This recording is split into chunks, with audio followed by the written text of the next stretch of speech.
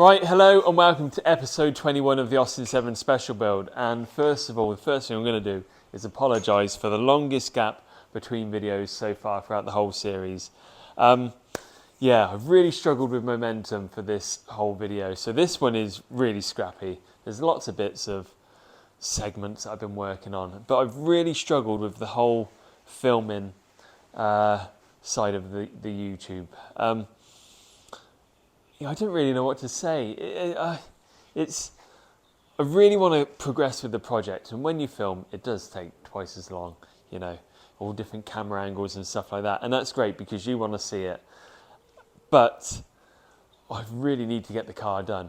I put a lot of time into various parts of the car recently that have gone wrong, and that's really knocked me for six and taken the wind out my sails basically as well. So that hasn't helped with things. So I've been trying to make up time, get back on track. I've made a list. I've got a deadline that I'd love to achieve for next year, and I've just been cracking on. So I'm going to show you a couple of little bits that I've been working on, give you a heads up, bring you up to speed with the project, and hopefully now that I'm kind of back on track, hopefully more videos will start following.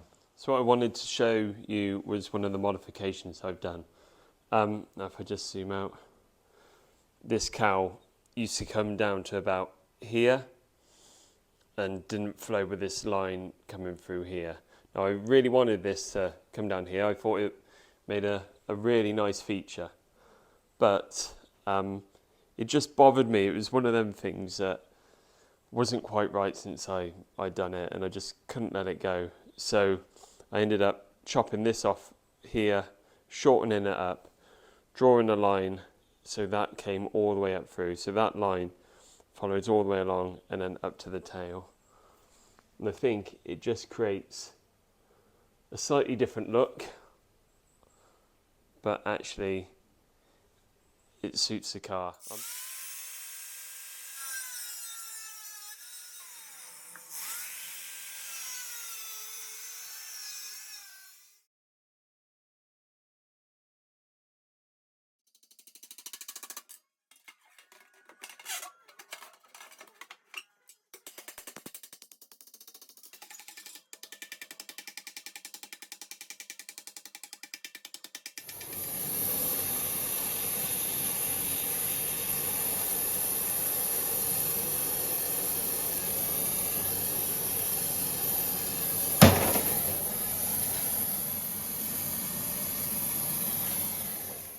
Right, so what I'm going to do is cut out this plate, and this plate is going to be for my bonnet positioning. Now I've just bent up the little locating prongs there. Now I cut out this plate and it's far too thin and flimsy, so what I want to do actually is put a good weld on there and secure that properly on, so they will locate like so. So what I'm going to do is now cut it out with a bit of 3mm using the Arc Droid. It's really clever. So literally use this pen to draw around.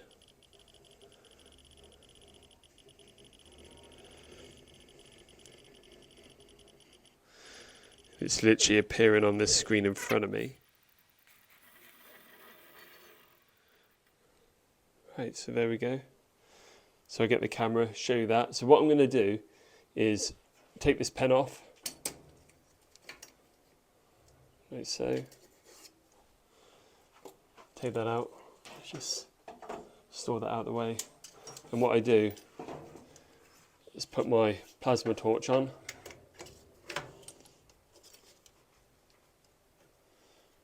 Right, and because that is all stored in the machine, so what I want to do now is basically as soon as I press play, I'm going to run up the compressor, get a bit of compression into it, obviously the machine, to fire up the plasma cutter, and then press play, and that will cut out that piece of material. So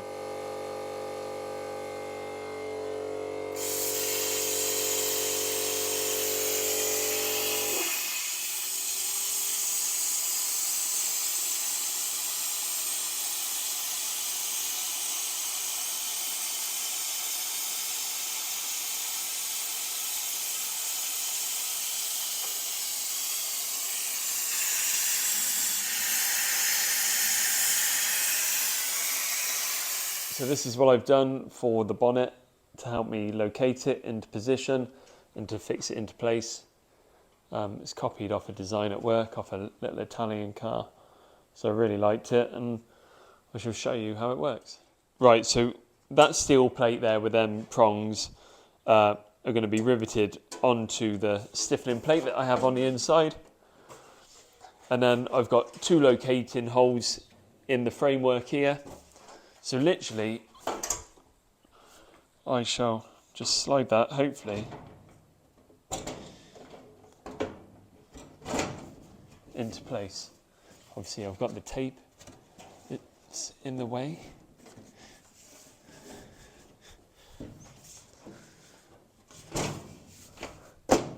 There you go. So that literally locates it in the same position every time at the right height. And then I'm going to have two pull down brackets, one either side there. So once I've got all the tape levels right, that will be located at the back, so that can't move around. It's located at the front, so that can't move around. And I think that will be quite sufficient moving forward with the bonnet and just fixing it on. I would have loved to have had a strap over there, but I didn't think basically that far ahead to leave a gap where I could have run about over there. I think that would have been a nice touch. But hey ho, it is what it is. On to the next bit.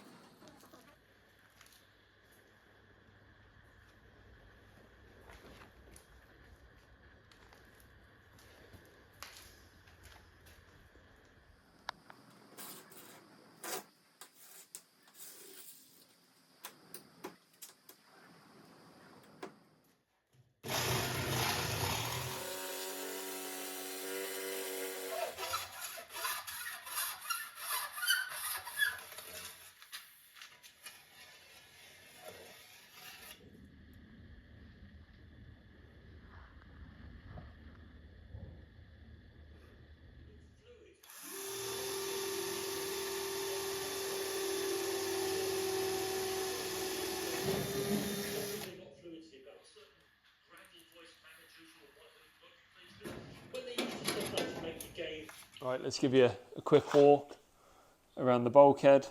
So this is made out of 4 pieces. Obviously, back plate, the angled one, and there is a join that's going to be through there. But I think that looks pretty nice. It's been an absolute bugger to fit. So it looks easier than one of these. Obviously, nice gap all the way around there. I'll probably have something like 5mm fixings through it. I'm going to come down just off of here, make a nice bracket. Battery tray is going to go along here. I'll integrate that. Obviously you can see where I've offered up the battery already. I've still got to make some cutouts for the accelerator, clutch pedal, brake pedal will come off of here as well. So still plenty to do on it, but it does look pretty good actually. Very happy with that for a change. So let's just see what it's like underneath. Hopefully you can see that. Just shaped it up in this corner. Up in there as well. So yeah, it looks pretty smart. Plenty of room. Very happy. Right, so as of the 26th of August, the rules have changed for the better with the DVLA, and we can now modify our chassis. So this is what I didn't want to show in the last video, and we don't have to keep it a secret anymore. So it's amazing what a difference a month can make, and the rule change has basically come out of nowhere. But yeah, it allows you to do stuff like this without keeping it a secret. So this is what I've done. I've scalloped the chassis through here, and this is to create a nicer driving position for your foot, because it is really tight through there. If we just bring the camera around, so I will have to wear very slim shoes for this one. So obviously the heel will go into the scallop, just creates a nicer angle, and down there is another plate I've welded in. That's going to be a floor mounted accelerator pedal. All this scallop here, I've reinforced both sides, which have been fully welded, and with this U channel on the sides, that's all been capped in as well. So there's loads of strength put back into there, so there's no fear of making any of that weaker. I've welded in another plate through here, which then links to the clutch pedal, and then also coming off there is a gearbox mount, which then ties back into the bottom of the chassis there. So loads of strength through there. So that's my secondary gearbox mount.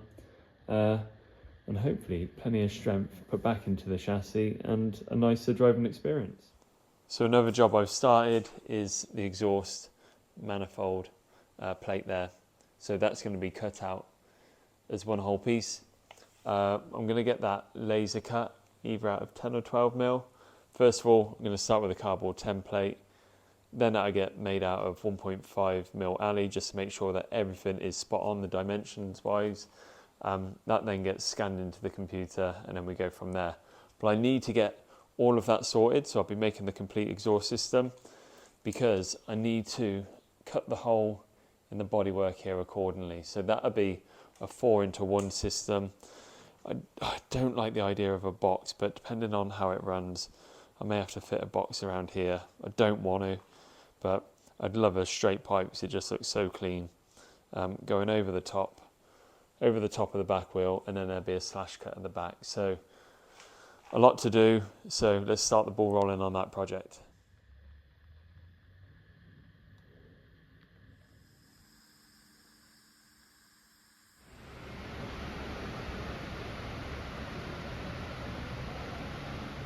So this piece I'm currently wheeling is going to be the bit that divides from underneath the fuel tank to the bottom of the boat tail. It's going to stop all the rubbish and all the air gushing in, and yeah, bit of I wouldn't call it a firewall, but more of a blanking wall for there. So the bit that I'm just wheeling out at the moment, hopefully you can see that on camera. It's quite deep actually.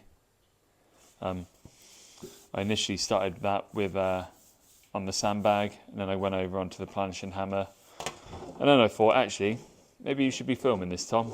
So this is why you join me halfway through. But the clearance I'm putting in here is for my rear diff, and obviously that gives it enough clearance when it moves in the arc, and then all round here will bolt up to the internal frame. It's just a little dividing wall. So it's one of these jobs I've been meaning to do for quite some time. I thought, do you know what? Whilst I'm having some other bits machined at the moment, I should crack on and get this done.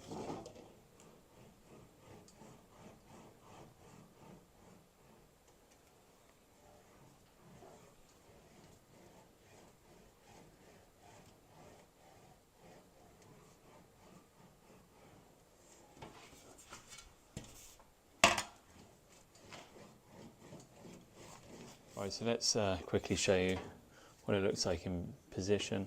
Obviously it's going to join onto that frame there, by just pushing it back like so. Follows the framework underneath. Obviously there's a clearance at the back. But that's just to stop any sort of debris going through the back, but anything that does obviously go through, hopefully it gets blown out through the vents at the back. But yeah, it's just more of a precautionary thing. It looks pretty cool. And Obviously I'll have that shelf that sits on the top of there and locks it into place here in the free spots. So I think that's more than sufficient, especially once I got the fixings through there. Should be pretty strong.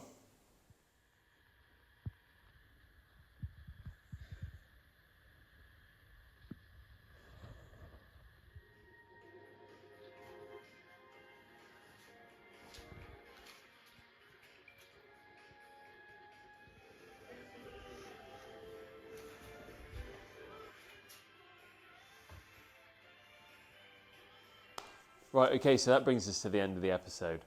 I feel quite accomplished with everything that I've done. There's lots of bits that I haven't shown on camera, but I've got a list of jobs that I've just been working my way through, and I am finally starting to turn a corner with it. I certainly feel like I'm starting to turn a corner. Whereas I just had all these jobs that I've started, and it's not until you get to a certain part of the build that you can't, that's when you can actually finish them, if that makes sense. So it's nice to actually be tying up all these jobs now, and the list is starting to get smaller. In the next episode, I'm going to be starting the handbrake mechanism, and that is something that's not very complicated at all. It's a completely different system that I'm going to be putting in. It's not going to be like a ratchet mechanism. It's literally just going to be a pull on, let go, and it releases. A lot of the Bugattis have like a quick release, and certainly the Amel car that I've been copying off works. So I've nicked a few of these ideas, and I'm just going to incorporate a very simple system to work on this. So that's the route I'm going to be going down for that. Once I've got those blocks that I've started making ready for the next episode, welded into place, and I know that that system's going to work, I can then start dismantling the whole car, because the chassis is then ready to paint. I've got to paint all the axles, all the hubs. Just get everything stripped and ready for paint, and then we can start building the car up then. So then it starts getting quite exciting. I need to clean off all the springs, because maybe in the next episode, or I'm certainly looking at learning how to do wrapping the springs, where you wrap them in a cord. So I'm just learning that process at the moment, or trying to take on as much information as possible. And I'm going to have a go at wrapping the springs front and rear. So I think it's a really nice effect. So yeah, just loads of little bits like that at the moment that I'm just, again, dipping my toe into, having a go. And yeah, it's really progressing. So that's it for this episode. So thanks for watching, and I'll see you in the next one. Ciao.